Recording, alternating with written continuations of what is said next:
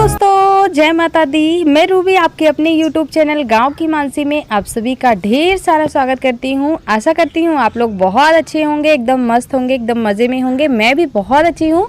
आप लोगों की दुआओं की वजह से, प्यार आशीर्वाद की वजह से एकदम मस्त हूँ, बहुत अच्छी हूँ। और ये देखिए, आज हम आ गए हैं हमारे खेतों में। वैसे तो रोज़ ही आते हैं खेत में, क्योंकि हमारा तो काम ही है खेत खलियान घर बाड़ी सब कुछ देखना। लेकिन कभी कभी दिखाते हैं आप सभी को। रोज़ रोज़ दिखाएंगे तो आप लोग बोर हो जाओगे, फिर आप लोग बोलोगे कि रोज़ खेत का ही दिखाते हैं। तो इसलिए अदल बदल कर आप लोगों को दिखाते रहते हैं, अपनी लाइफ स्टाइल, अपनी दिनचर्या आप लोगों के साथ शेयर करते रहते हैं। तो खेत में आने के बाद यहाँ पे किए जा रहे हैं हरे चारे गाय और भैंसों के लिए। इधर ट्यूबवेल चल रहा है और ठंडा ठंडा पानी हमारे ट्यूबवेल से निकल रहा है।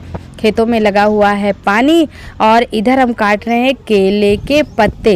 तो ये चारे जो है वो फिर खा लेंगी गाय और भैंस।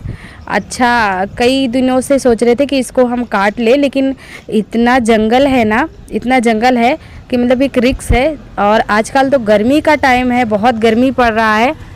तो गर्मी में डर भी लग रहा है कि कोई कीड़ा मकोड़ा कुछ बैठा ना हो। लेकिन फिर भी बड़ी हिम्मत करके हमने किया इस काम को, और करना ही पड़ता है दोस्तों। फिर गांव के लोगों की जो है ना वो धीरे धीरे आदत बन जाती है। हमारी तो पहले आदत नहीं थी, पर धीरे धीरे हमारी भी आदत बनती जा रही है इन सारे कामों को करते करते। पहले थोड़ा डर भी लगता था, पर अब कुछ नहीं लगता है डर वर, सब नॉर्मल हो गया है। अब क्या करें, भैंसों को सानी या चारा, इनके लिए कुछ ना कुछ तो करना ही पड़ता है ना। और इधर ठंडे ठंडे पानी से देखिए बच्चे कैसे हाथ पैर मुंह धुल रहे हैं। और हमें भी बड़ी प्यास लग गई थी काटते काटते, तो हम भी थोड़ा सा पानी पीने के लिए चलेंगे अभी।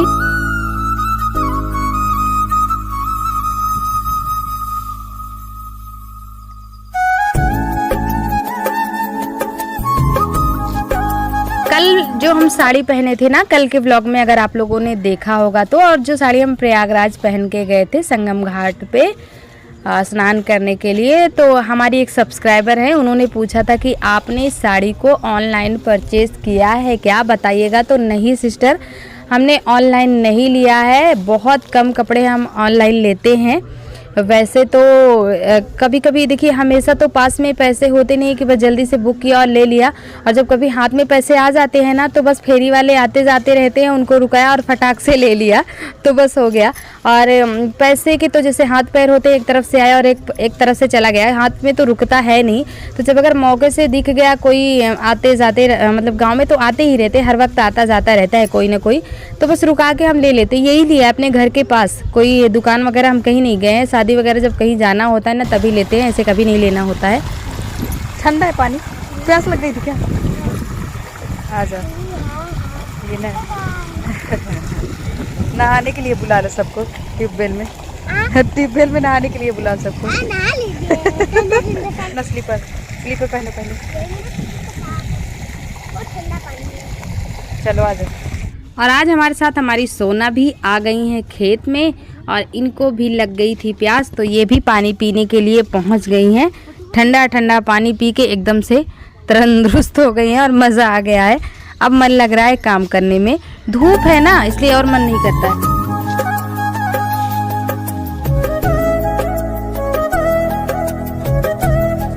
और ये शाम का टाइम है, शाम के टाइम ही खेत आते हैं, सुबह नहीं आना होता, इतने सारे काम होते हैं। और शाम को तो फिर आना ही पड़ता है, बहुत सारे मतलब चारा काटना, फिर मशीन से काटना, फिर भरना झाल में, फिर लेके आना, फिर गाय भैंसों को देना। अगर हम नहीं आएंगे तो फिर मतलब काम कैसे चलेगा। और केले के इन पत्तों को तो हमने काट लिया है, लेकिन ये डर है हमें कि कहीं ये हमारी साड़ी में दाग ना बना दे, क्योंकि केले के जो दाग होते हैं ना वो कपड़े में बड़ी जल्दी लगते हैं और कभी छूटते नहीं हैं, ऐसे दाग लग जाते हैं। तो बड़ा संभाल के करना पड़ रहा है, कहीं दाग ना लग जाए केले में, इसीलिए। और कट गया है, आज का तो जो है वो कल्याण हो गया है, कल का देखा जाएगा। और इधर भी एक, अच्छा आप लोग सोच रहे होंगे कि इस केले को मैं काट क्यों रही हूँ, क्योंकि इसमें फल भी लग सकते हैं। तो नहीं लगेगा दोस्तों।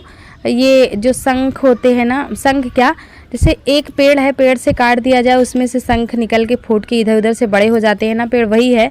तो इसमें फल नहीं लगते, और लगते भी है तो बगैर जान के, मतलब किसी लायक नहीं होते हैं। तो इसलिए हमने इनको काट के दे दिया। और अभी देखिए और अंदर चल रहे हैं, ये देखिए और अंदर। इधर ना जल्दी से कोई आता जाता है नहीं। बबूल का पेड़ सामने दिख रहा होगा, लसोड़े का भी पेड़ है यहाँ पे। तो और अंदर हम घुस गए हैं और बड़ा धीरे धीरे डरते डरते जाके हम गए हैं, क्योंकि बड़ा डर भी लग रहा था कि कहीं कुछ है तो नहीं। और धूप अभी देखिए बहुत ज़्यादा है, धूप दिख रही होगी ना, बिल्कुल मतलब इतनी तेज़ रोशनी आ रही है और गर्मी भी इतनी है कि हालत ख़राब हो जाती है काम करने में। चलिए आज का तो जो है वो हो गया है काम। अब इनको ले चलना है और मशीन से काटना रह जाएगा। तो मशीन से तो अभी कटेगा नहीं, लाइट आएगी ना तो लाइट से कटेगा। आज का हरा चारा हमारा हो गया है और यहाँ एक ये डीजल का पेड़ है, हम लोग डीजल का ही पेड़ बोलते हैं पर इसका रियल नेम पता नहीं क्या है। तो यहाँ पे ठंडी ठंडी हवा चल रही है, थोड़ा सा बैठ के आराम करेंगे फिर लेके चलेंगे चारे को काटने के लिए। और थोड़ा अच्छा लग रहा है, थक भी गए हैं। और इधर गड्ढा गुच्चुक में काटते टाइम ना डर भी लग रहा था बहुत ज़्यादा। और घर आ चुके हैं तो यहाँ पे सबकी लड़ाई चल रही है। ये देखिए दोनों तीनों भाई बहनों की बड़ी जोरों शोरों से, क्योंकि लड्डू के लिए यहाँ पे झगड़ा हो रहा है। दीदी भी खाएगी ना, आप भी खाओ, दीदी भी मम्मी पास कहीं गुस्सा हो गए और ये वो अपने गुस्सा हो के सोफा पे जाके सो गया। हाँ और तेज में ये अब अच्छी आई बैठी बैठी एक्टिंग कर रही हो।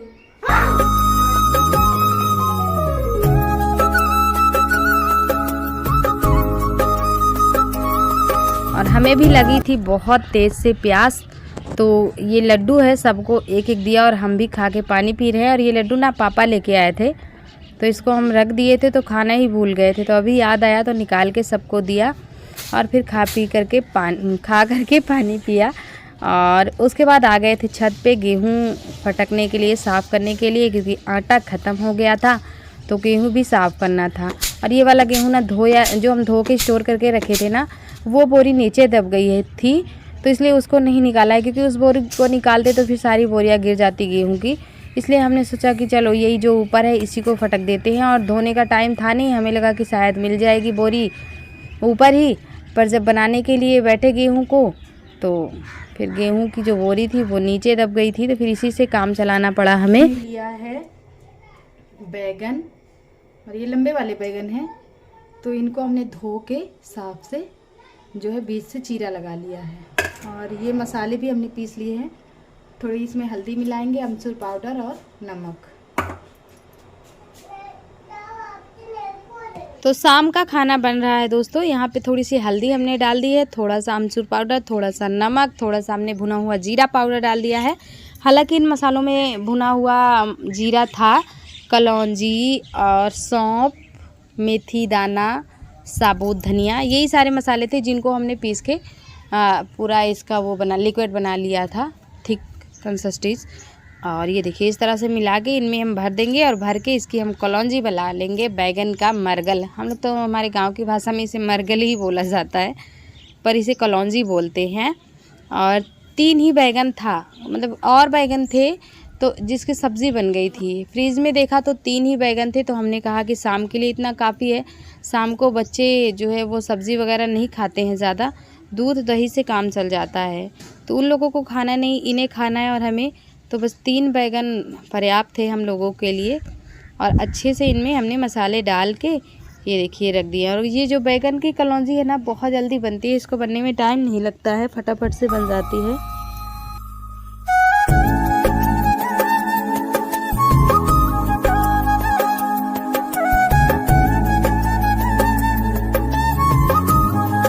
और ये हो चुकी है फिर से सुबह सुबह का टाइम, और खाना पीना बना के जो है हम आ गए हैं छत पे फिर से। तो छत पे हम फैला रहे हैं चने का दाल, और हमारा जो बेटा है वो हमारे आगे पीछे इधर उधर कर रहा है, क्योंकि सभी स्कूल चले जाते हैं ना, तो फिर अकेले ये बोर होता रहता है। कभी बाहर सब बच्चों के साथ खेलता रहता है और कभी हमारे पीछे पीछे लगा रहता है, जहाँ पे हम जाते हैं वही पीछे पीछे लगा रहता है।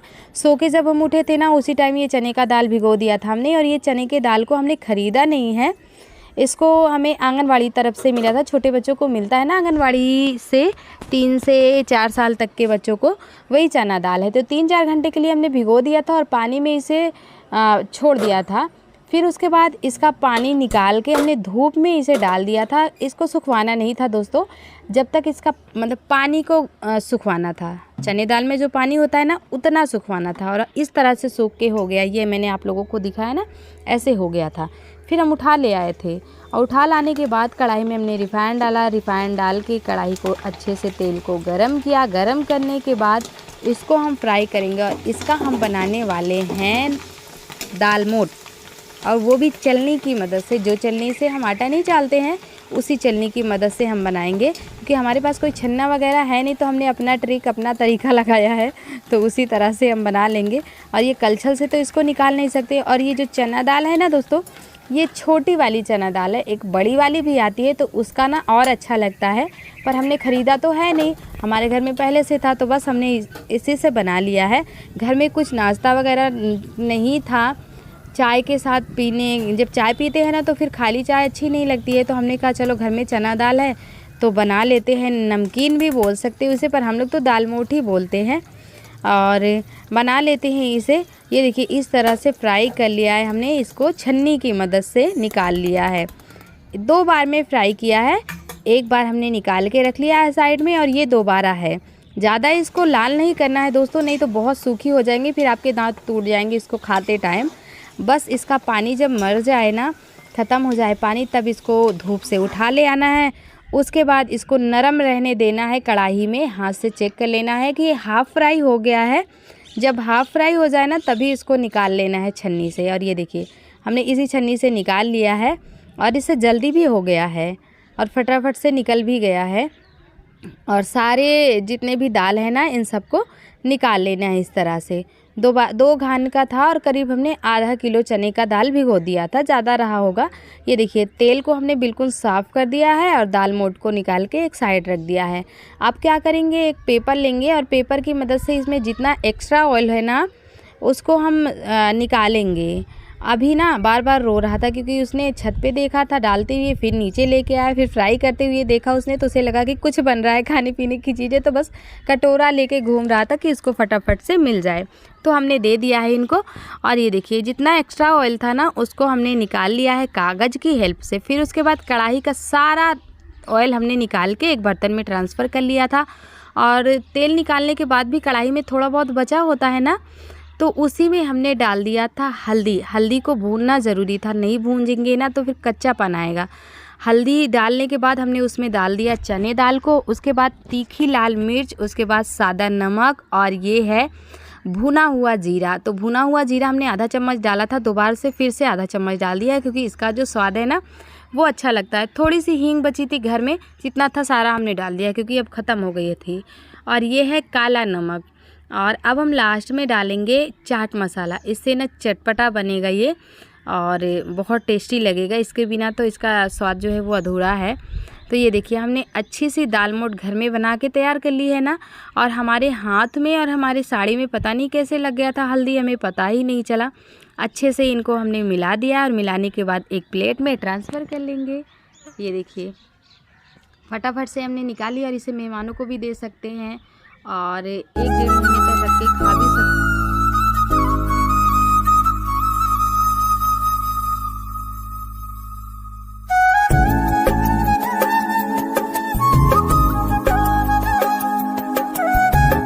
तो देखिए दोस्तों हमारी दाल मोठ बनके तैयार हो गई है। अभी हल्की हल्की सी गुनगुनी है, जैसे ये ठंडी हो जाएगी इसे हम डब्बे में डाल देंगे, और करीब 2 महीने तक रख के इसे आप खा सकते हैं स्टोर करके।